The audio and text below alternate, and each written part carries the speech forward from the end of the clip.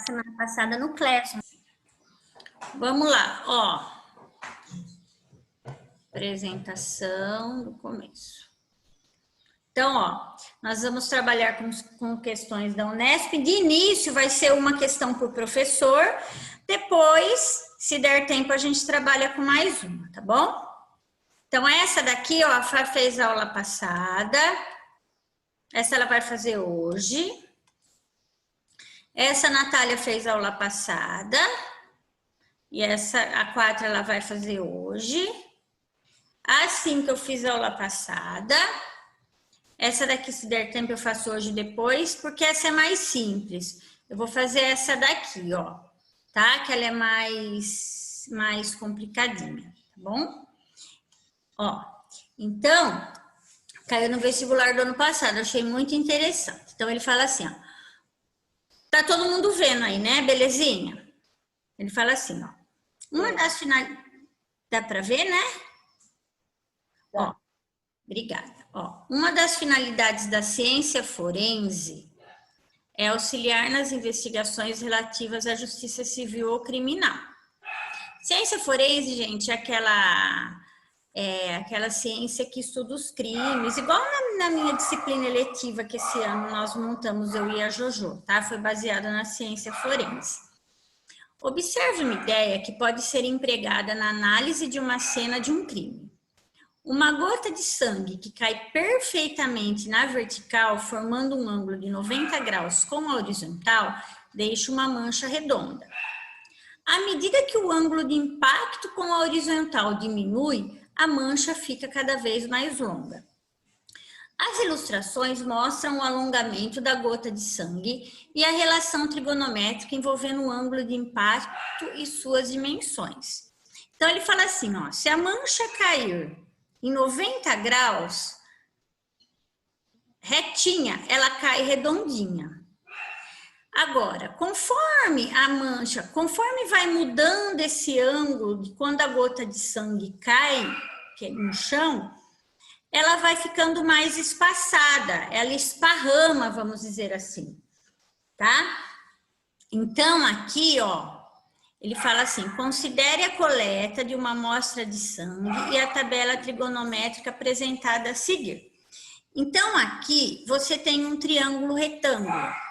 E essa matéria de triângulo, retângulo e ângulo é chamado de trigonometria no triângulo retângulo.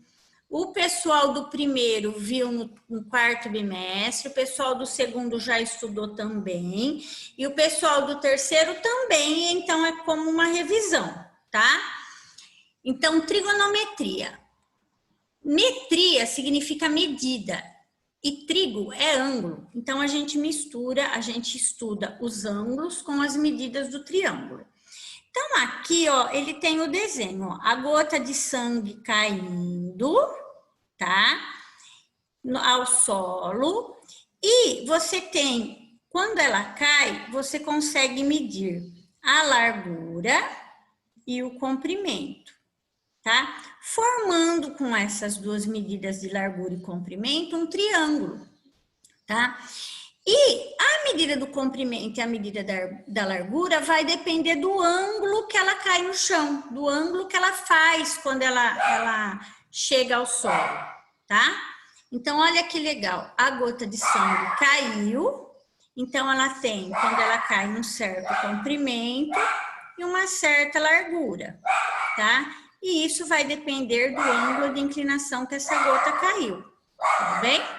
Agora, nós vamos continuar lá na outra página. Comprimento e largura. Até aí, tudo bem, gente? Posso continuar? Só estou explicando o que o exercício está falando, tá? Vou passar. Dá um print na tela, fazendo um favor. Posso passar? Então, vamos lá.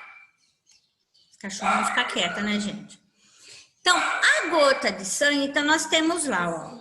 Aqui nós temos o comprimento, eu vou passar aquele triângulo para essa página, tá? Aqui a gota caiu, tá? Dependendo do ângulo de inclinação. Então, nós temos o comprimento e nós temos a largura, tudo bem? É o mesmo triângulo, tá? E agora, nós vamos verificar, de acordo com esse problema, quanto foi o comprimento e quanto foi a largura da gota de sangue que caiu no solo, de acordo com esse problema. Então, aqui, ó, o comprimento, ela foi daqui até aqui, ó. Então, quanto que é esse comprimento? Aqui estão as medidas, ó. 1, 2,5. Então, essa gota de sangue, ela tem um comprimento de 2,5. Tudo bem? Agora, nós vamos ver a largura. A medida da largura aqui, ó. Quanto que é a largura dessa gota de sangue? 1,5. Então, a largura dessa gota de sangue é 1,5. Tá? De acordo com a tabela. E agora, eu quero descobrir este ângulo aqui. Que ângulo que é isto? Que ângulo que é dessa inclinação? E para isso, ele deu uma tabela com os valores de seno, cosseno e tangente e os valores dos ângulos. Então, vocês estão vendo que é um desses ângulos. Ó, esses ângulos aqui são uma das alternativas. E para isso, para a gente descobrir o ângulo, nós vamos ter que lembrar das razões trigonométricas no triângulo retângulo. Quando você tem um triângulo retângulo, você tem alguns nomes especiais. Você tem, ó, o lado oposto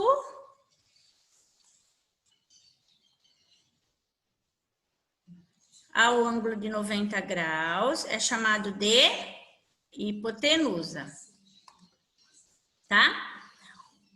O lado oposto ao ângulo é chamado de cateto oposto. E este lado aqui que está sobrando é chamado de cateto adjacente, tá? Então, nós temos o...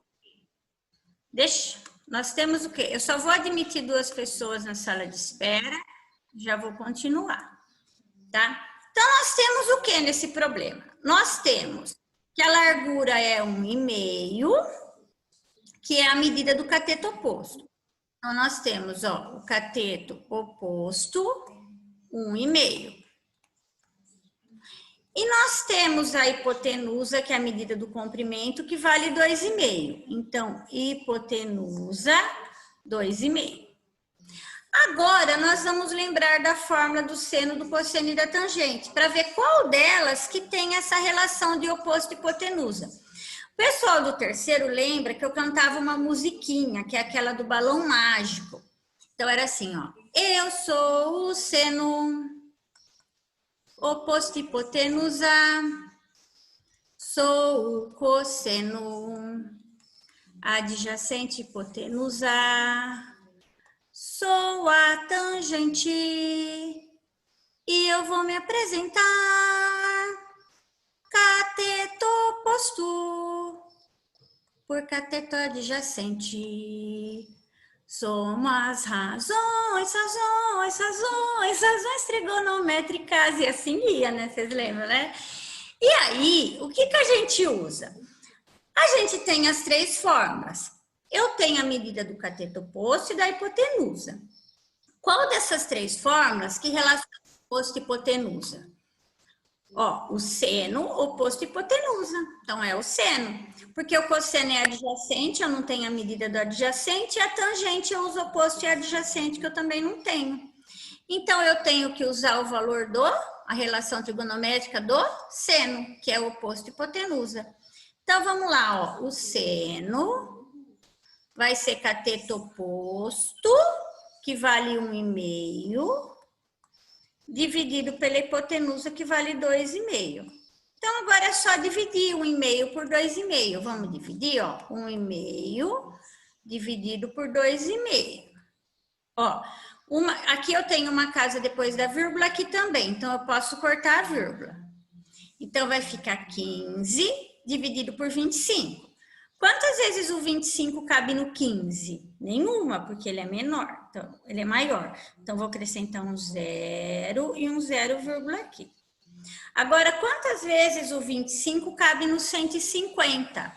Vai ser 6 vezes, ó, vai dar certinho, ó. 6 vezes 5, 30, vai 3. 6 vezes 2, 12, com 3, 15, ó, 6 vezes.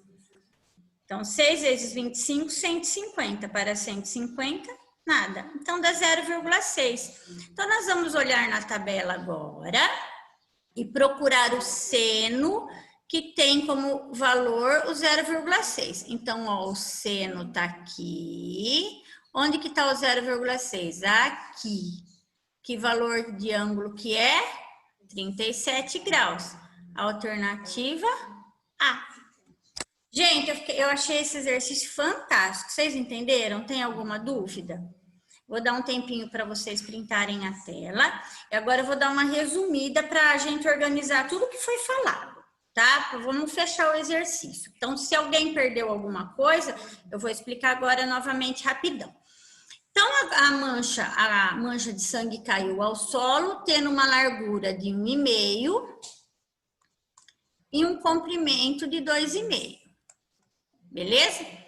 Daí, ela formou, nós temos esse triângulo retângulo aqui, que está lá na página anterior. Aqui nós temos um ângulo, o lado oposto a esse ângulo é cateto oposto, que é a largura que vale 1,5. E o lado oposto ao 90 graus é a hipotenusa, que é o comprimento que vale 2,5. Então, eu tenho essas medidas. Cateto oposto 1,5, hipotenusa 2,5. Daí eu lembrei das formas do seno e cosseno e tangente e vi que a fórmula que usa oposto e hipotenusa é o seno. Então, seno oposto, que é 1,5, dividido pela hipotenusa, que é 2,5. Dividindo, vai dar 0,6. Beleza, venho na tabela, encontro 0,6, que é o ângulo de 37 graus. Entenderam, moçada? Vou dar um tempinho para vocês printarem. Deixa eu ver se tem alguma coisa, alguma dúvida no chat. Eu já passo para... Quem é a Nath? Já passo para a Nath, tá? Não, tudo em ordem. Querem perguntar alguma coisa? Tudo em ordem? Então, agora eu vou passar para a professora Natália. Gente, um beijo. Obrigado. E depois eu volto para a gente finalizar a aula, tá? Só não para passar exercício, para falar tchau. Ó, vou voltar, tá?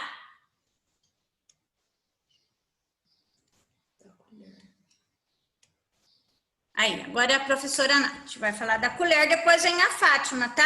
Beijo, gente.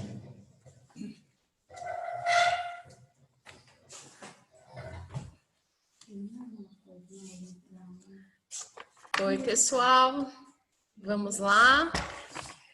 Então, na semana passada, eu fiz um exercício de probabilidade, né? Hoje a gente vai ver mais um de probabilidade. Esse daqui, na hora que for resolver, a gente vai ter que fazer um comparativo com as alternativas, tá? Então, eu achei ele bem legal, bem interessante. Deixa eu só aceitar aqui. Colocar para lá. Vamos lá. Então, é um exercício do vestibular da Unesp de 2016. Uma colher foi solta 978 vezes. Ai, meu Deus, espera aí. Uma colher foi solta 978 vezes ao acaso em direção ao chão. O registro da posição em que ela caiu sobre o chão está indicado na tabela. Então, a gente pegou uma colher, foi soltando no chão 978 vezes. Aí, dessas 978, 652, ela ficou virada para cima. E 326, ela ficou virada para baixo, tá?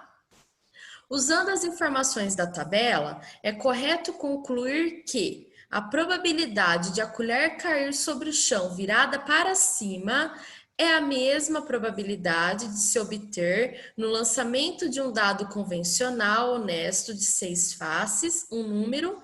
Então, tá vendo? Ele tá fazendo uma pergunta comparativa. Então, ele quer saber a probabilidade da colher cair sobre o chão virada para cima é a mesma de se obter no lançamento de um dado de 6 faces, um número. Então, qual desses 5 itens aqui, né, a probabilidade é igual à da colher, tá? Então, para isso, primeiro a gente calcula, então, a probabilidade da colher cair virada para cima, para depois fazer o comparativo com as 5 alternativas, certo? Então, vamos lá. Para poder calcular a probabilidade aqui, então, a probabilidade da colher cair virada para cima. Probabilidade, lembra, né? É o que eu quero, eu coloco em cima e o total embaixo. Então, eu quero que caia virada para cima. Então, eu tenho 652 vezes que ela caiu virada para cima. Quantas vezes foi jogada essa colher? 978. Então, aqui, ver se dá para simplificar, né? Ó, como é número par, dá para simplificar por 2. Lembra que eu falava para vocês? A gente começa por 2 primeiro, né? Se der, depois por 3, por aí vai. Não precisa achar um número grandão. Aí, aqui, se dividir por 2, vai dar 326. E aqui embaixo vai dar 489. Aí, agora não dá mais por 2, né? E agora vai complicar um pouquinho, porque não dá por 3, nem por 5, nem por 7, nem por 11. Só vai dar para dividir por 163. Eu fiz a conta antes, tá? Dá para dividir por 163. Aí vai dar, então, 2 em cima e 3 embaixo. Tá? Então, a probabilidade da colher cair virada para cima é 2/3. A pergunta foi, né? Então, a probabilidade da colher cair virada para cima é a mesma probabilidade de se obter no lançamento de um dado um número. Então, agora eu tenho que ver qual dessas alternativas a probabilidade vai dar 2/3, tá? Então, vamos ver aqui no item A. Qual que é a probabilidade de no dado ter um número maior do que o 4? Bom, o dado ele tem as faces, né? 1, 2, 3, 4, 5 e 6. Né? Então, 6 faces o dado tem. Um número maior que 4, maior, tem o 5 e o 6, né? 5, 6. Então, são 2 números, certo? 2 números que são maiores do que 4. Então, essa probabilidade aqui, quanto que dá, né? 2/6 dá para simplificar por 2, vai dar 1/3. Bom, essa probabilidade deu 1/3, então não é a A, né? Vamos para o item B, então, para ver se é o B. Qual é a probabilidade de ser um número primo? Número primo, lembra? São os números que são divisíveis por 1 e por ele mesmo. Então, o dado tem os números de 1 a 6. Quais são os números primos? 1 não é, né? Então, tem o 2, o 3, o 4 não é, tem o 5, o 6 não é. Então, são 3 números primos, né? Então, 3 primos de um total de 6, né? Porque o dado tem 6 faces. Essa probabilidade dá para simplificar por 3. Então, vai dar 1/2. Também não deu aqui os 2/3. Não é a alternativa B. Bom, vamos para a alternativa C agora, hein? Qual é a probabilidade de ser um número menor do que 6? Quem são menores do que 6? 1, 2, 3, 4, 5. O 6 não entra, né? Então, são 5 números. 5 e um total de 6, né? Lembrando que o dado tem 6 faces. Então, aqui não dá para simplificar, fica 5/6 mesmo. Então, é igual a alternativa? É igual a resposta? Não, também não é a alternativa C. Vamos ver se é a D, hein? Múltiplo de 5. Múltiplo de 5 são os resultados da tabuada do 5, né? Ó, a gente vai contando de 5 em 5. Então, de 5, 10, 15, 20, 25, 30, por aí vai. Então, quais são os números do dado? O dado tem 6 faces. Quais são os números do dado que são múltiplos de 5? Só o 5, né? Então, a gente só tem um número. Então, aqui é 1/6. Dá para simplificar? Não. Então, fica 1/6 mesmo. Não é essa alternativa, gente. Né? Se a gente já fez 4, agora só sobrou a E, tem que ser a E, né? Porque se não for a E, o exercício está errado. Vamos ver aqui se é a E então, né? Qual a probabilidade de ter um número maior que 2? Então, só um detalhezinho, quando a gente fala maior que 4, maior que 2, então significa que o 4 ele não entra, nem o 2, tá? Agora, se eu falasse maior ou igual, aí a gente conta o 2 também, tá? Então, quem são, no dado a gente tem 6 faces, quem são os números maiores que 2?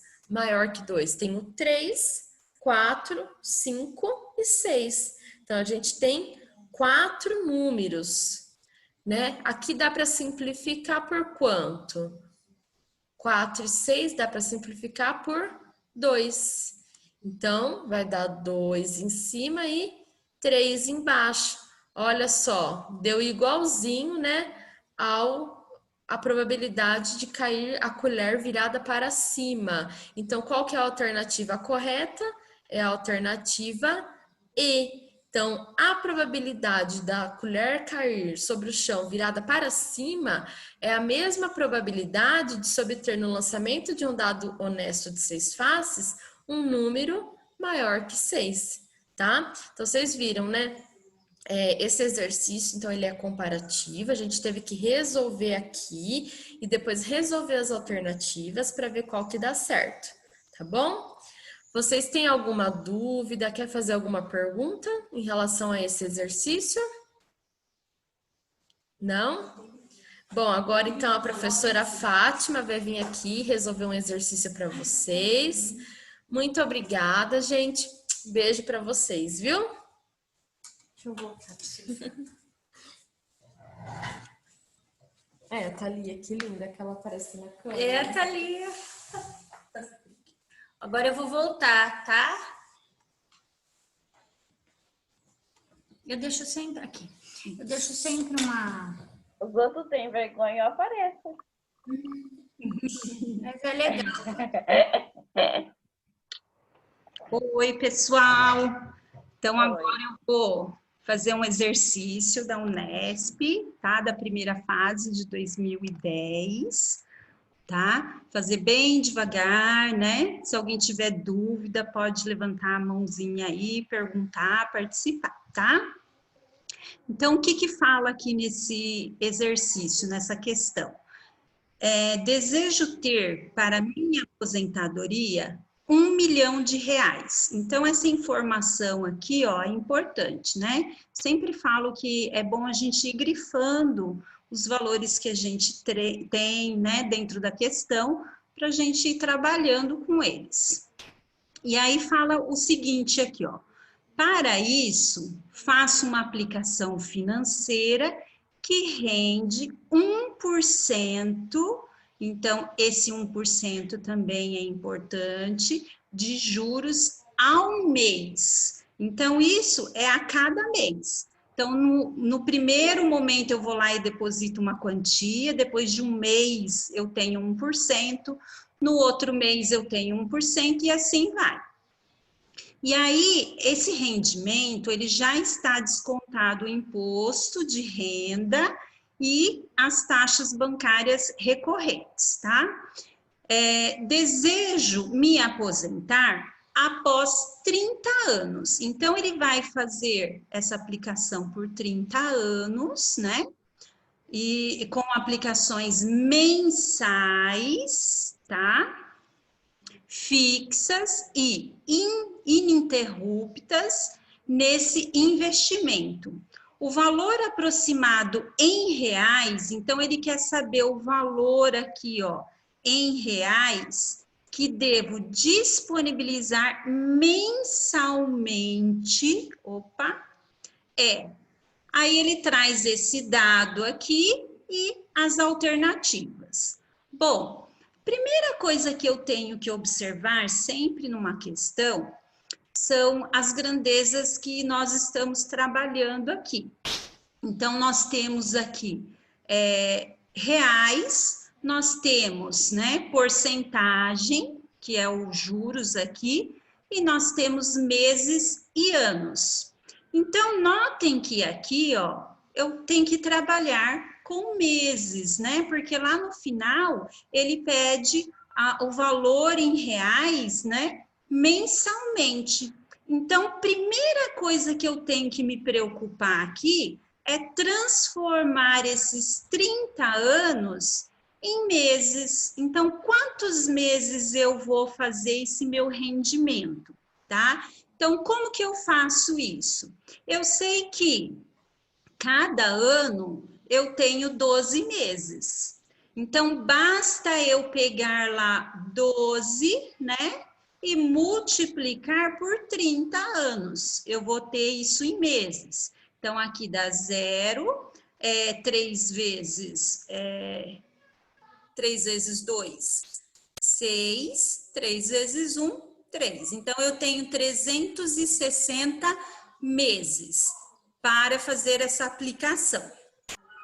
Bom, eu tenho que, aqui nesse meu 1 milhão, é a minha soma de todos esses rendimentos de 30 anos, eu quero chegar nesse 1 milhão de reais aqui, tá? Então, isso é a soma dos 30 anos ou dos 360 meses, né?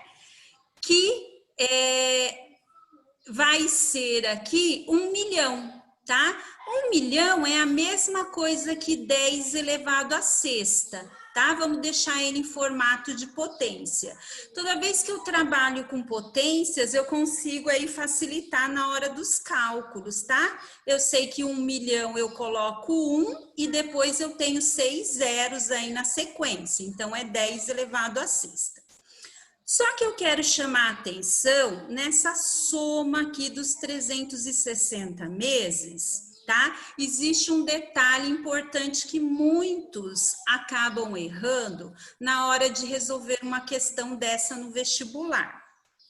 Eu tenho que pensar o seguinte: a minha aplicação, então eu tenho um valor X que eu vou aplicar no primeiro mês, tá? Então, eu vou lá, vamos supor que eu deposito 100 reais. Naquele primeiro mês, eu não tenho os juros, né? Eu não tenho um acréscimo ainda desse valor X. Quando que eu vou ter um acréscimo? No final dos 30 dias, aí eu tenho o valor, né? Mais 1% aí, tá? Depois, né, no terceiro mês, no segundo mês, eu vou ter de novo esse valor mais 1%. O que eu quero chamar a atenção aqui? Se eu colocar isso daqui, ó, nunca eu trabalho nesse formato de porcentagem. Eu tenho que transformar essa porcentagem ou em fração ou em decimal, tá? Então, no primeiro mês, eu tenho o valor que corresponde a 100% do que eu coloco. Então, se eu coloquei 100 reais, no outro mês eu tenho 100% desses 100 reais mais o 1% de juros. Então, na verdade, o meu juros aqui vai ser de 101%, a minha taxa, tá? Transformando isso daqui, ó, porcentagem, eu divido isso por 100, tá? Porcentagem é uma fração por 100, né? Isso vai me dar 1,01. Então, a minha taxa é essa daqui. Então, como que vai ser essa minha aplicação? Então, no primeiro mês eu tenho X, no segundo mês eu tenho 1,01 de X, no segundo mês eu tenho 1,01 elevado a 2, aqui é elevado a 1 porque passou um mês, aqui é elevado a 2 porque passou 2 meses de X. E assim eu vou tendo sucessivamente no terceiro mês elevado a 3 vezes X. Então, notem que isso daqui vai até os 360, meses. Só que eu tenho esse primeiro valor, tá? A acrescentar aqui, que foi o inicial. Eu acabei de colocar os R$100 lá, por exemplo. Então, na verdade, eu tenho 361, por isso que ele traz esse dado aqui, ó, de 1,01 elevado a 361, tá? Tudo isso daqui foi para explicar essa taxa aqui. Bom, o que que eu tenho que fazer agora? Então, eu sei que a soma dos 361 meses vai ser o quê?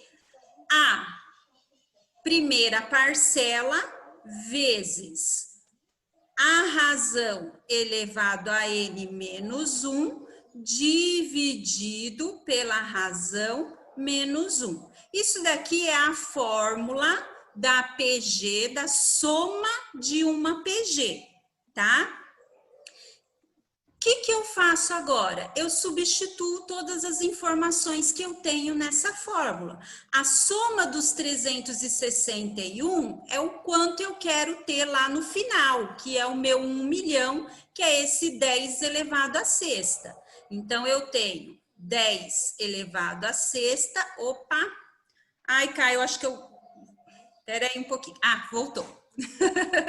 Às vezes eu me perco aqui. 10 elevado à sexta igual. A primeira parcela é o que eu devo disponibilizar aqui, ó, mensalmente. Então, isso é o que eu quero saber. É o meu A1.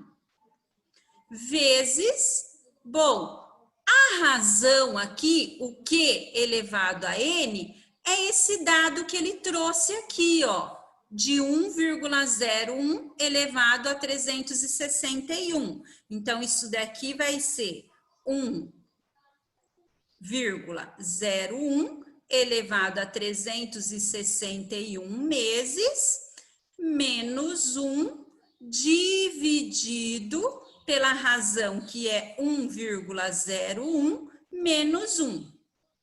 Bom, agora eu tenho que fazer essas continhas aqui. Primeiro parênteses. Esse valor aqui, ó, ele já deu pra gente. Ele vale 36. Então, eu vou substituir ele por 36. Então, eu tenho 10 elevado à sexta é igual a 1 vezes 36 menos 1 dividido por 1,01 menos 1, esse 1, vírgula embaixo de vírgula, vai sobrar só 0,01. Então, eu tenho 0,01 aqui, tá? Continuando isso daqui, então, 10 elevado à sexta vai ser igual o valor aí da primeira parcela vezes 36 menos 1, eu tenho 35 aqui. Dividido, para facilitar, eu faço isso daqui também em potência de base 10, tá? Que agora vai ser 10 elevado a menos 2, tá? Quando eu tenho um número muito pequeno, 0, alguma coisa, eu conto, né? As casas depois da vírgula são 2, tá? Como ele é pequeno, como isso daqui vai ser negativo, tá? Quando ele é grande, né? Quando ele é um valor que nem 1 milhão, ele é positivo aqui, tá? Agora, o que que eu faço? Jogo isso daqui para cá, porque eu tenho que isolar esse A1 aqui. Então, como que vai ficar aqui, ó? Eu tenho 10 elevado à sexta vezes, né? Esse 10 elevado a menos 1 está dividindo, ele passa para o outro lado da igualdade, agora multiplicando. Então, eu tenho 10 aqui elevado a menos 2, é igual o A1, que eu tenho que deixar ele sozinho, então eu posso passar esse 35 aqui, ó, para o outro lado aqui também. Como ele está multiplicando, agora ele passa dividindo. Então, eu tenho 35 aqui. Bom, Potências de mesma base, eu mantenho a base, que é 10, e somo os expoentes. Então, eu tenho 6 mais com menos dá menos. Então, fica 6 menos 2, 10 elevado à quarta, dividido por 35. Vai ser o valor da minha primeira parcela. Basta agora eu fazer essa divisão. Então, 10 elevado à quarta é a mesma coisa. Então, eu coloco aqui que a primeira parcela vai ser igual 10.000 dividido por 35.